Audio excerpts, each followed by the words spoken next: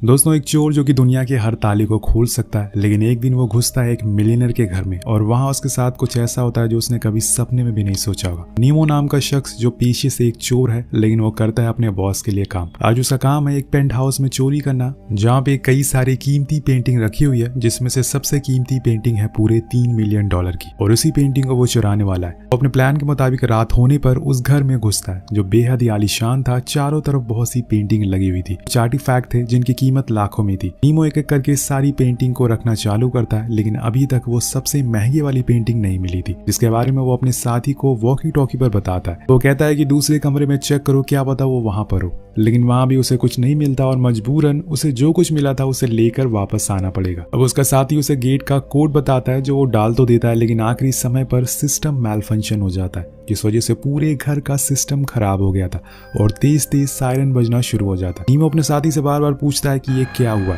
लेकिन उसके पास कोई जवाब नहीं था और आखिर में वो कह ही देता है कि मैं अब कुछ नहीं कर सकता हूँ, अब हमारे हाथ में कुछ नहीं है, तुम्हें खुद वहां से बाहर निकलना पड़ेगा। अब नीमो को जेल नहीं जाना था, उसका एक परिवार भी है, लेकिन ये उसे चोरी करने से पहले सोचना चाहिए था। उसे समझ नहीं आ रहा था कि वो क्या करे। अब यहाँ उसे वो सायरन की आवाजें बहुत तंग कर रही होती है, इसलिए वो पहले तो उसे तोड़ता है और वापस से गेट के पास जाकर उसे चाकू से तोड़ने की कोशिश करता है, लेकिन ये गेट टूटने का नाम ही नहीं ले रहा था। शायद अंबुजा सीमेंट से बना हो, और इसी चक्कर में साइड में लगे हाउस कंट्रोल डिवाइस में कुछ दिक्कत आ जाती है, जिस वजह से पूरे घर का टेम्परेचर बढ़ने लगता है और अब ठंडी हवा की जगह गर्म हवा आना शुरू हो गई थी। धीरे धीरे गर्मी बढ़ती जा रही थी। इन सबसे परेशान होकर नीमो चुपचाप एक जगह बैठ जाता, क्योंकि अगर अब उसने कुछ और किया तो न जानिए घर में क्या क्या होने लगेगा। कुछ देर बाद उसका गला सूखने लगता है, तो वो पानी की तलाश में किचन की टैप ओपन करता है, लेकिन वहाँ पानी नहीं आ रहा था।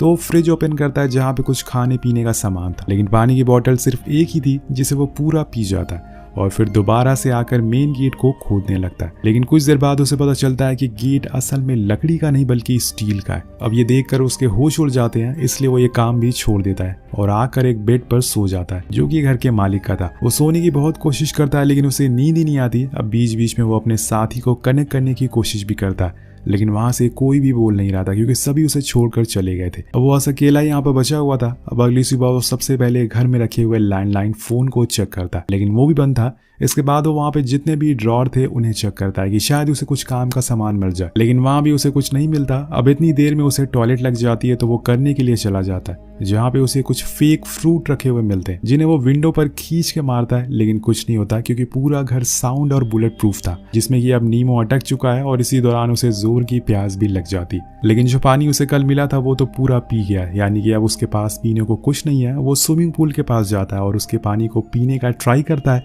लेकिन अगर वो पानी पीने लायक होता तो स्विमिंग पूल में क्यों होता। नीमो फौरन उसे मुंह से निकाल देता है, क्योंकि वो बहुत ही कड़वा था।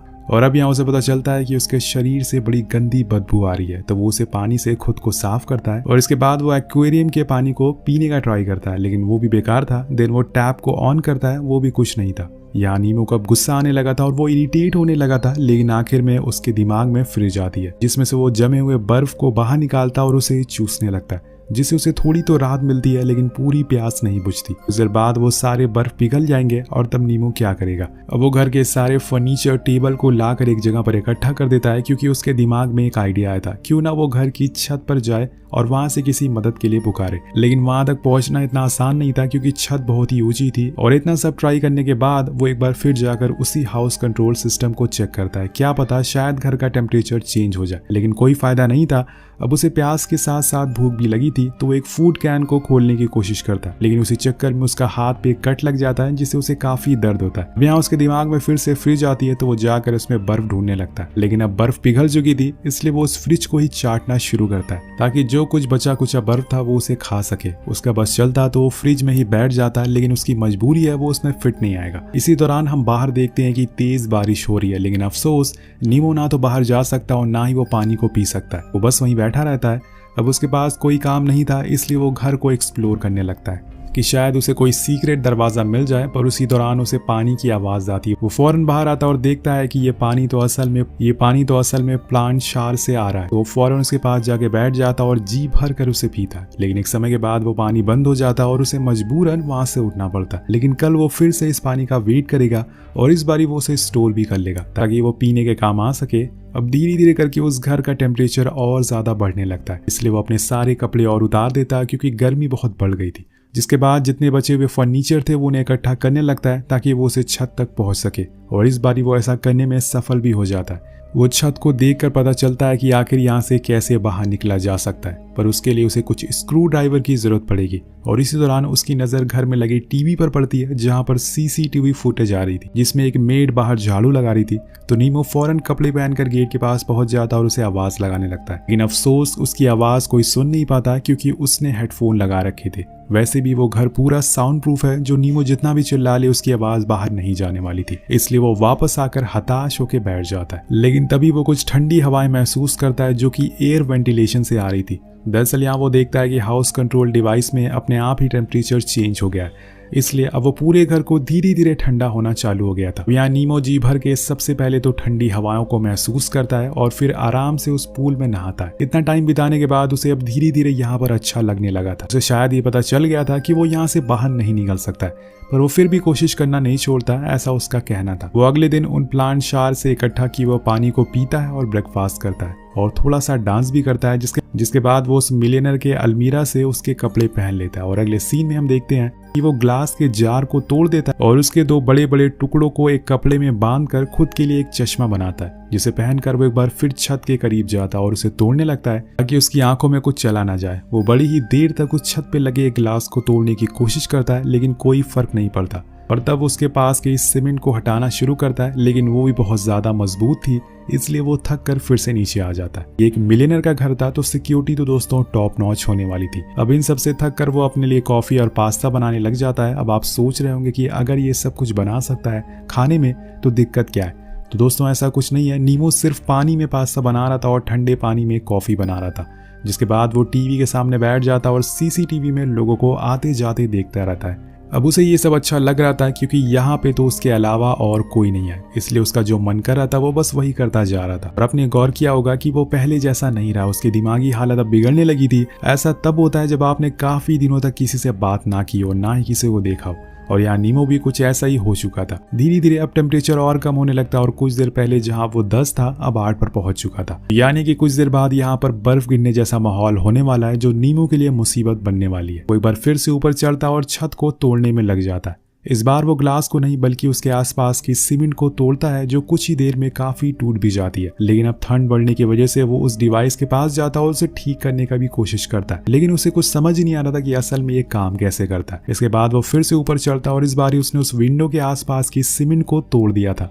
लेकिन नीमो देखता है कि उसके नीचे एक लोहे की परत लगी हुई है जो कि स्क्रू से टाइट की गई है, जिसे तोड़ पाना असंभव है। इसलिए वो उदास होकर फिर से नीचे आ जाता और चुपचाप बैठ जाता है। तभी उसकी नजर बाहर बैठी एक कबूतर पर पड़ती है, जो उसकी तरह मजबूर थी क्योंकि उसके पंखों पर चोट लगी थी और वो उड़ नहीं पा रही थी। लेकिन नीमो को ये पता नहीं होता। वो कबूतर से बात करता और कहता है कि तुम जाकर मेरे भाई से कहो कि मुझे यहाँ से बाहर निकाले, मैं अभी तक यहीं पर फंसा हुआ हूँ, मेरी तबीयत भी अभी ठीक नहीं है। नीमो के पास करने के लिए अब कुछ नहीं था, उसने सारी चीजें कर ली थी। उसकी बॉडी के साथ साथ उसका दिमाग भी अब थक चुका था, वो हार मानने लगा था। इसलिए अब उस घर में जितनी भी महंगी महंगी पेंटिंग जिन्हें चुराने के लिए वो यहाँ पर आया था, वो उन्हें तोड़ने लगता और कई घंटों तक वो ऐसा ही करता रहता। जिसके बाद वो उसे मिलियनर के वार्डरोब में जाता है, जहाँ पर उसे सूट्स देखने को मिलते हैं। लेकिन तभी उसे अलमीरा के पीछे कुछ सीक्रेट डोर दिखता है। वो सारे कपड़े हटाकर देखता है तो वहां पर एक रास्ता था, या फिर ये कहें कि एक सीक्रेट दरवाजा था। अब वो धीरे धीरे अंदर जाना शुरू करता है और फिर उसे कुछ ऐसा दिख जिससे कि उसके होश उड़ जाते हैं। दरअसल वहां पर एक बूढ़े आदमी की लाश पड़ी हुई थी, लेकिन जब वो उसके करीब जाता है तो देखता है कि वो असल में एक डमी था, जिसके हटाने पर उसे नीचे कुछ पेपर्स मिलते हैं जो कि एंशिएंट हिस्ट्री से रिलेटेड थे, जिसमें लिखा था कि मैरिज, हेल एंड हेवन। नीमो से पढ़ता है लेकिन उसे कुछ समझ नहीं आता। इसके बाद वहां वो लगी एक पेंटिंग भी दिखाई देती है। ये वही पेंटिंग थी जिसे लेने के लिए वो यहाँ पर आया था, यानी कि वो $3 मिलियन वाली पेंटिंग। और यहाँ उसे ओनर की पेंटिंग भी मिली और वो डमी भी उसी ओनर का था जिसका ये घर था। नीमो को भी यही लगता है कि शायद अब वो यही मारा जाएगा। दूसरी ओर हम उसी कबूतर को देखते हैं जो कि अब मर चुकी थी। यहाँ नीमो का भी कुछ ऐसा ही हाल होने वाला था क्योंकि टेम्परेचर बहुत ज्यादा गिर चुका था। तभी उसे सीसीटीवी में दिखता है कि वो मेड अब उसके गेट के बाहर ही बैठी हुई है, तो वो फौरन भागते हुए गेट के पास जाता है और उसे पीटने लगता है, लेकिन हल्की सी भी आवाज बाहर नहीं जाती और वो बहुत ही इरिटेट हो जाता है और चिल्लाने लगता है और वहीं सो जाता है। अगले दिन वो फिर से उस विंडो के पास जाता है और अब उसे आइडिया आता है कि स्क्रू ड्राइवर कैसे बनाया जाए जिससे वो स्क्रू को खोल सके।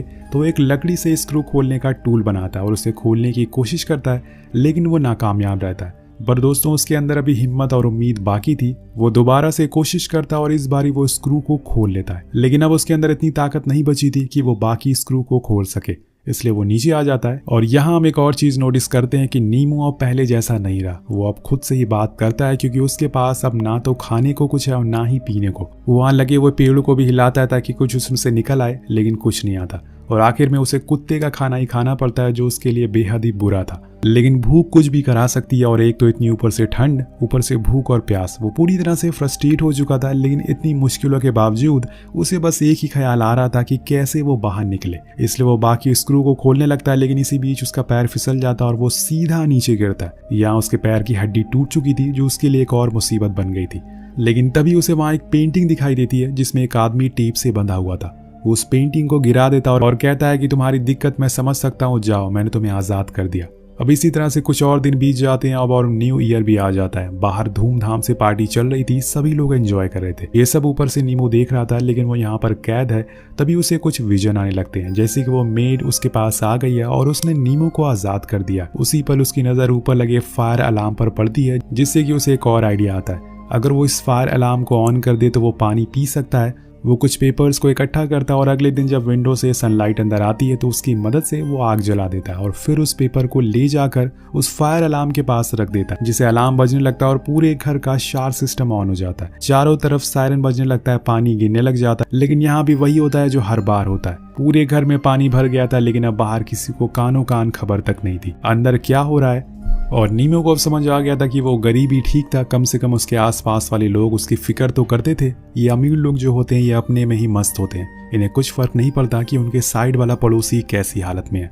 अगर ऐसा होता तो आज वो बच जाता। सीन शिफ्ट होता है और हम 1.5 महीने बाद का समय देखते हैं, जहाँ पे नीमो अब बहुत ही कमजोर हो चुका है। बाहर बर्फ गिर रही है, मतलब ठंड का मौसम आ चुका है। लेकिन अब नीमू ने सारे स्क्रू को खोल लिया। अब वो बाहर जाने वाला है, लेकिन उससे पहले वो घर की दीवारों पर कुछ बातें लिखता है, जिसमें वो इस घर के मालिक से कहता है कि मैंने आपके पूरे घर को बर्बाद कर दिया, जिसके लिए मैं आपसे माफ़ी मांगता हूँ। लेकिन मैं आपसे कुछ कहना चाहता हूँ, ये घर नहीं, असल में ये एक जेल है। Thank you so much. इसके बाद हमें पता चलता है कि नीमू ने उस विंडो को पूरा खोल लिया था, जिसके कुछ देर बाद ही वो वहां से बाहर चला जाता है। अब यहाँ आपको बता दिया जाए कि ये विंडो के आसपास कोई ऐसी जगह नहीं थी जहां से वो बाहर जा सके। तो या तो नीमू ने वहां से कूदने की कोशिश की होगी, अगर ऐसा किया होगा तो वो मारा गया होगा, या फिर उसने वहां से किसी को बुलाने की कोशिश करी होगी और उसकी जान बच गई होगी। आपको क्या लगता है नीचे कमेंट करके जरूर बताइएगा। मिलते हैं आपसे अगली वीडियो में। Thank you so much watching. Peace out.